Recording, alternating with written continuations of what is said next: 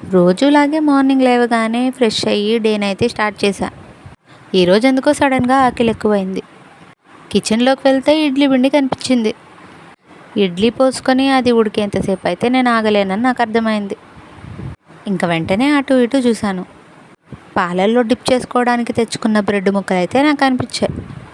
ఇంకా ఆలస్యం చేయకుండా బ్రెడ్లను అయితే తీసుకున్నా. నాకు ఈ బ్రెడ్ని చూడగానే బ్రెడ్ని ఎప్పుడూ ఇంట్లో ఉంచుకోవాలి, ఇటువంటి టైంలో యూజ్ అవుతుందని అయితే అర్థమైంది. నెక్స్ట్ ఫ్రిడ్జ్ ఓపెన్ చేసా. ముందరే ఎగ్స్ కనిపించాయి. వెంటనే ఒక ఎగ్ తీసుకొని ఒక చిన్న బౌల్లో ఎగ్ని బ్రేక్ చేశా. ఇంకా ముందు రోజు నైట్ ప్రిపేర్ చేసి పెట్టుకున్న టమోటా కారం అయితే ఫ్రిడ్జ్లో కనిపించింది. పసుపు కారం ఉప్పు వేసుకొని కలుపుకునే బదులు రెడీ చేసి పెట్టుకున్న టమోటా కారంని వేసి మిక్స్ చేసుకుంటే బెటర్ కదా అనిపించింది. సో అందుకని ఎగ్ని టమోటా కారంని మిక్స్ చేసి పెట్టుకున్నా.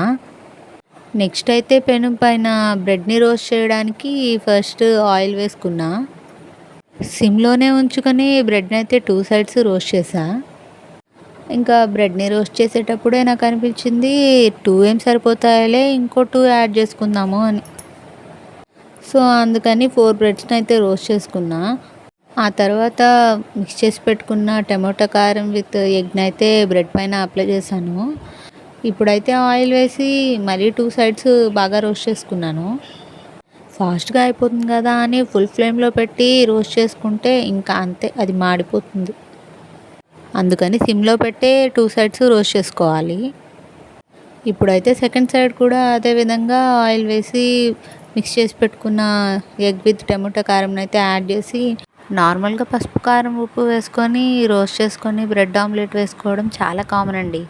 కానీ ఇలా రెడీ చేసి పెట్టుకున్న టమోటా కారంని మిక్స్ చేసుకొని ఇలా బ్రెడ్ పైన అప్లై చేసుకొని తినడం వెరైటీ. టేస్ట్ అయితే చాలా బాగుంటుంది.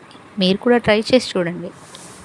2 సైడ్స్ రోస్ట్ చేసుకున్న తర్వాత బ్రెడ్ అనేది చాలా స్పాంజీగా ఉంటుంది. చాలా బాగుంటుంది చూడ్డానికి, అలాగే తినడానికి కూడా. ఇన్స్టెంట్గా చేసుకునే ఫుడ్ ఐటమ్స్లో బ్రెడ్ ఆమ్లెట్ ఒకటి. నాలాగా మీకు కూడా ఎప్పుడైనా సడన్గా ఆకలి వేసినప్పుడు ఇంట్లో బ్రెడ్స్ కానీ కనిపిస్తే ఇలా ట్రై చేసేయండి. మరి నేను ఇంకా వెళ్ళి తింటాను. థ్యాంక్స్ ఫర్ వాచింగ్ అండి.